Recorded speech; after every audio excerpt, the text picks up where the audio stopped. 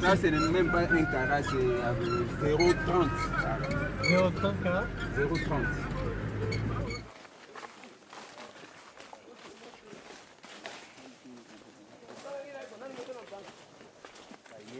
Barubi bo siku oyo toza koluka moto oyo akozala lelo chef coutumier.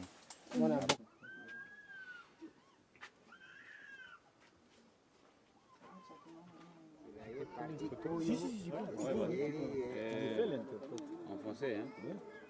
Je veux vous dire, ici chez nous, hein, nous sommes à côté. Il faudrait Donc, normalement comme on a vers soit 7h à 8h, bien bâti.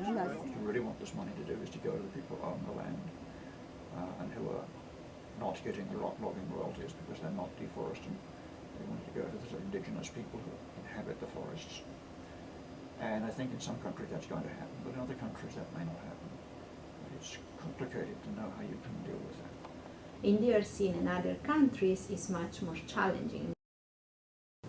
With over 145 million hectares of forests, covering 60% of its territory, the Democratic Republic of Congo hosts the largest portion of the Congo Basin.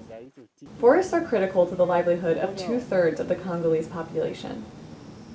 The United Nations Mechanism for Reducing Emissions from Deforestation and Degradation, the RED, constitutes a concrete development opportunity for the Congo.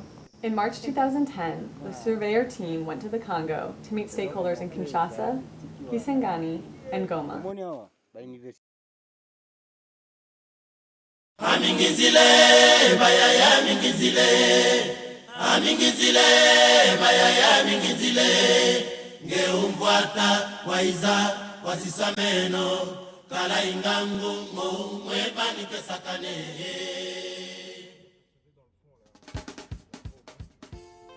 In the heart of the rainforest, Kisangani is the capital of the province Oriental. On Kisangani's walls and streets, the marks of the civil war are vivid, and the economy is still new and fragile. Two rivers run through Kisangani, the Shopo River and the Congo River. People choose to live close to economic activity, which is naturally situated by the banks of the rivers and roads. Vendors selling small wood and forest products have set up shops every few kilometers. Augustine is a young entrepreneur from Kinshasa. To him, the forest business is a man's business. I go through villages with my Land Rover and sit with the chiefs. I bring gifts for every town I visit, beer for the men, and colorful textile for the women. I sit and talk with the chief and celebrate with the villagers. In the morning I do business. I usually buy 1 to 4 trees at a time, and the villagers help me find them in the rainforest.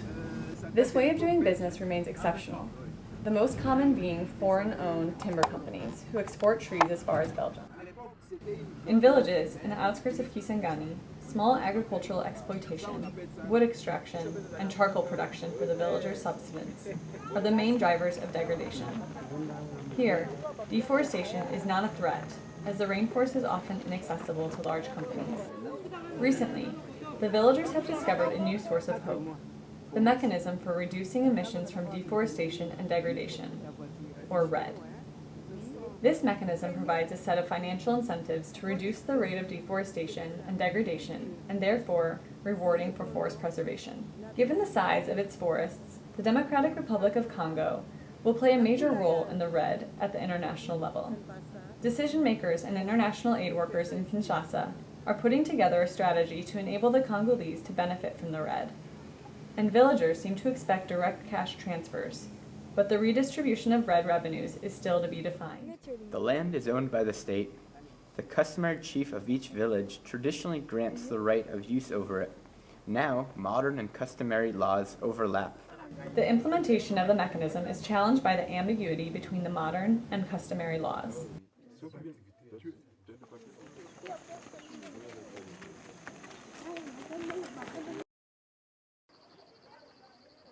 There's perhaps no other place that embodies best the contradictions of the Congo than Goma, the head city in North Kivu province. Here, forests constitute a distant theme in the shadow of mining interests, land-based conflicts, and gender issues. Located in between active volcanoes and a mountain lake, Goma hosts one of MONUSCO's headquarters, the United Nations Stabilization Mission in the Democratic Republic of Congo. Its mission is to neutralize all foreign armed groups, solve the issue of internally displaced people, and to do capacity building for the benefit of the Congolese state. New military way of operation. You are operating in an environment that you need to take into account. Yet, there are not enough troops to ensure control over protected areas and parks. Nature conservation in a country still to be reconstructed is seen by the local population as misallocation of resources. Goma is also the epicenter of an active local civil society. Mr. Prosper from the Pool Institute, an NGO devoted to research and conflict analysis, says, "Our activities consist of empowering people to facilitate their access to land. In North Kivu, the vulnerable are primarily women, even though they cultivate 80% of the fields, as well as displaced people and subsistence farmers. We try to contribute to the empowerment of peasants in North Kivu." The presence of a sound, well-functioning, and diverse local civil society is an indicator of an effective democracy. Their work is for the people and focuses on empowerment, advocacy, and education. Civil society has the potential to build bridges at local levels between traditions and customs and modern legal development and practices. There is limited communication between Congolese government and local civil society.